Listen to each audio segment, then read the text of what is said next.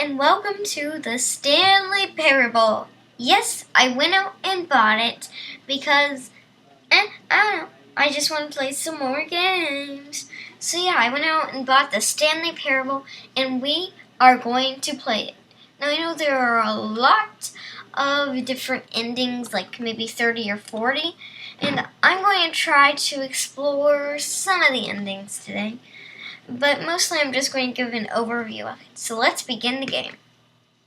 Now I've never played this game before, so I'm not sure if any of the about what any of the endings are like, or even what it's about mostly. Well, I know it's about this guy named Stanley, who something's gone wrong in his job, and he finds out that something has taken over the facility and has to shut it down. But there's so many other endings, and yeah. Other than that, I have no idea. So yeah, if this could load any faster, we'll get into it.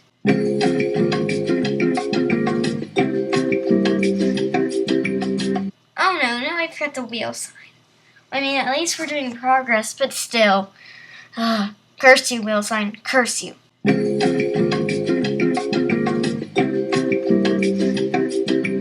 Loading, loading, loading. The end is never the end is never the end is loading. Wow.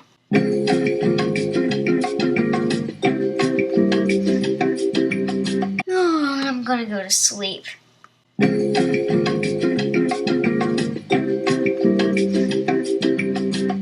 Here we go. This is the story of a man named Stanley. Stanley worked for a company in a big building where he was employee number 427. Employee number 427's job was simple. He sat at his desk in room 427 and he pushed buttons on the keyboard. Orders came to him through a monitor on his desk, telling him what buttons to push, how long to push them, and in what order. This is what employee 427 did every day, of every month, of every year. And although others might have considered it soul-winning, Stanley relished every moment that the orders came in, as though he had been made exactly for this job. Stanley was happy. And then one day, something very peculiar happened. What happened? Something that would forever change Stanley. Okay, tell me what happened. He would never quite forget. Tell me! He had been at his desk for nearly an hour when he realized that not one single order had arrived on the monitor for him to follow. How do you realize that after an hour? To give him instructions, call a meeting, or even say hi. Never in all his years at the company had this happened. This complete isolation. Something was very clearly wrong. Shocked, frozen solid, Stanley found himself unable to move for the longest time. But as he came to his wits and regained his senses, he got up from his desk and stepped out of his office. Woohoo! Wow, this guy's really sensitive. Wow. He's like so sensitive. Whoa, so fast. Woohoo! Wait. Stanley decided to go. Where's his monitor? Perhaps he had simply missed a memo. Seriously, where did his... No matter how hard Stanley looked, he couldn't find a trace of his co-worker. Where did his monitor go? Just a lamp and a pencil sharpener. Wow. Oh, what does this say? I hate... Can't you usually pick up... Oh, I'm thinking of Portal 2. I hate Monday... Oh, I hate Mondays. I just, for some weird reason, I must be thinking of some other game, but I always thought you could pick things up. Oh yeah, I did the trailer for this. Well, I will, not the trailer, the demo. The Stanley Parable demonstration for this, and to see if I really wanted to buy it, and there was a thing where you could pick up objects. Apparently it's not the real one. Yeah. Demos never show the real things. There's a monitor here. Somebody forgot to turn it off. So, were they kidnapped or what? Stanley went around touching every little thing in the office, but it didn't make a single difference, nor did it advance the story in any way. Look, I'm just trying to find hidden details, you know? I'm a guy who looks through the lines. Okay, let's continue. Whoa, this is a big room. What happened in there? Wow. Huh. Oh, another monitor. You know, all these monitors are on, making me think they were kidnapped during it. Well, they were kidnapped while they were working. So I can turn them off. Maybe I should do that. I know that doing lots of things unlocks secret endings, so I'm going to try and do that, but I'm not sure if turning off all the monitors is one. But seriously, what happened in here? There's a monitor in there I can't turn off. Maybe you have to use cheats to get to that or something. Whoa. Something must have broken in there. Wow. Okay. What does that say? I'm sure it says something funny, but can't read it. Wish I could zoom in. When Stanley came to a set of 2 open doors, he entered the door on his left. So I know a lot of choices, and if I go through here, something else will happen, but I want to stick to the story. Maybe I'll change another choice, if there happens to be one. I think there are 2 main choices, and that's it. But then, with all those other, with those 2 choices, and lots of other choices happen. Jason has played this game, so yeah. But I haven't. So yeah, let's do this.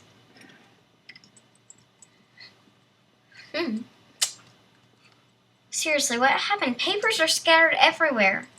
This is a terrible mystery. Yet there Tips was for not not a getting single fired. person here either. Talk less. Feeling a wave of Do disbelief, unbelievably Stanley and decided amazing to go work back to his all the boss's time. office, hoping he might find an answer there. How to solve a dispute with a coworker. Let it ball up inside you. Take out passive aggressively on other coworkers. Using slides to assure employees that everything is okay. What? Wow. Whoa. What do people want? Graphs about things and money. Wow. Everyone is unique. You most of all. To do synchronized core value expert. You know, I don't really care about this meeting. Let's just get out of here. Broom closet. Oh. Stanley stepped into the broom closet, but there was nothing here, so he turned around and got back on track. You know, maybe I don't want to turn around. I want to stay in this broom closet. There was nothing here. No choice to make, no path to follow. Just an empty broom closet. No reason to still be here. Yes, I like this broom closet. What? Do you not like me in this broom closet? Are you a big baby? It was baffling that Stanley was still just sitting in the broom closet. He wasn't even doing anything. At least if there was something to interact with, he'd be justified in some way. As it is, he's literally just standing there doing sweet FA. I know. I like this broom closet and I cannot lie. Are you really still in the broom closet? Standing around doing nothing? Why? Please offer me some explanation here. I'm genuinely confused. What? I just like a broom closet, okay? Okay, can I not just... You do realize there's no choice or anything in here, right? Yes. If I'd said Stanley walked past the broom closet, at least you would have had a reason for exploring it to find out. But it didn't even occur to me, because literally this closet is of absolutely no significance to the story whatsoever. I never would have thought to mention it. I like this broom closet and I cannot lie. I just want to stay in here, okay? To you, this is somehow its own branching. Phew! When you go talk about this with your...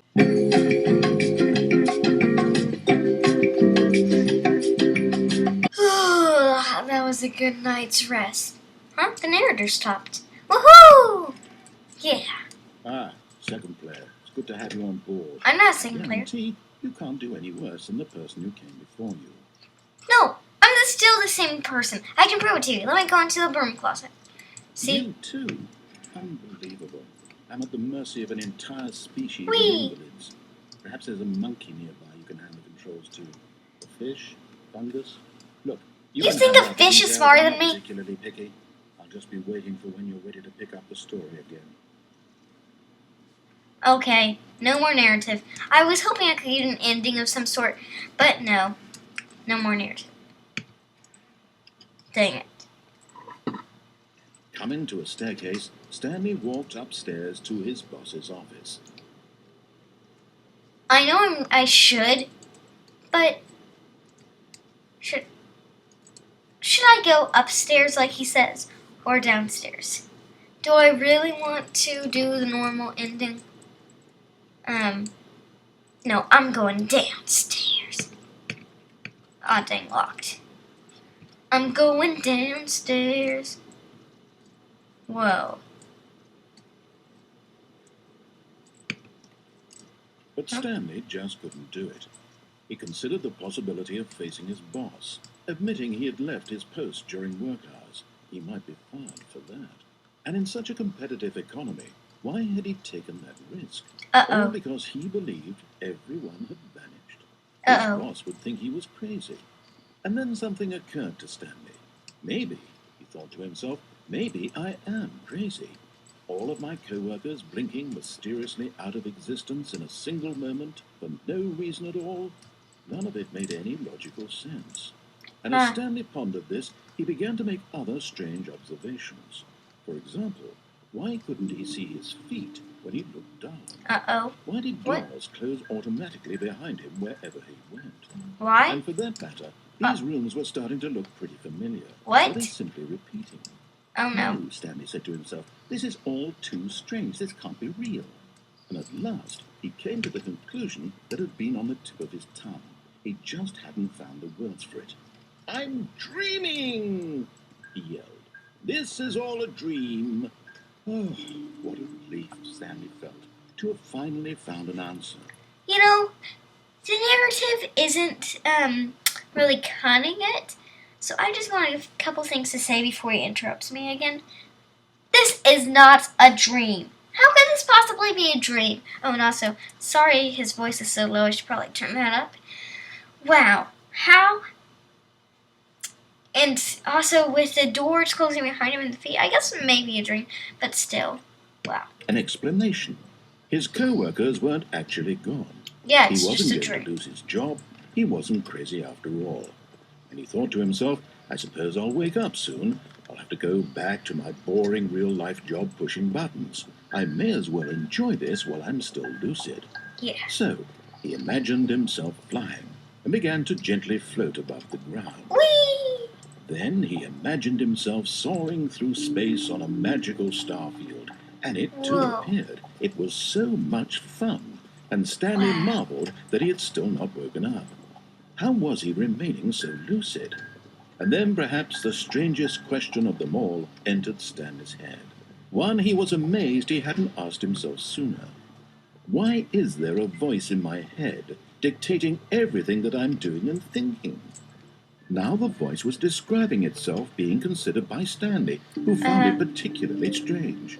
I'm dreaming about a voice describing me, thinking about how it's describing my thoughts, he thought. And while he thought it all very odd, and wondered if this voice spoke to all people in their dreams, the truth was that, of course, this was not a dream. How could it be? Was Stanley simply deceiving himself? Believing that if he's asleep, he doesn't have to take responsibility for himself? I'm just going to start Stanley talking. is as awake right now as he's ever been in his life. I was trying to not interrupt him, but he's just talking nonstop, so. After all, he knew for certain, beyond a doubt, that this was in fact a dream. Did the voice not see him float and make the magical stars just a moment ago? How else would the voice explain all that? This voice was a part of himself too. Surely, if he could just... He would prove it. He would prove that he was in control, that this was a dream. So he closed his eyes gently, and he invited himself to wake up. He felt the cool weight of the blanket on his skin, the press of the mattress on his back, the fresh air of a world outside this one. Let me wake up, he thought to himself. I'm through with this dream. I wish it to be over. Let me go back to my job. Let me continue pushing the buttons. Please, it's all I want. I want my apartment,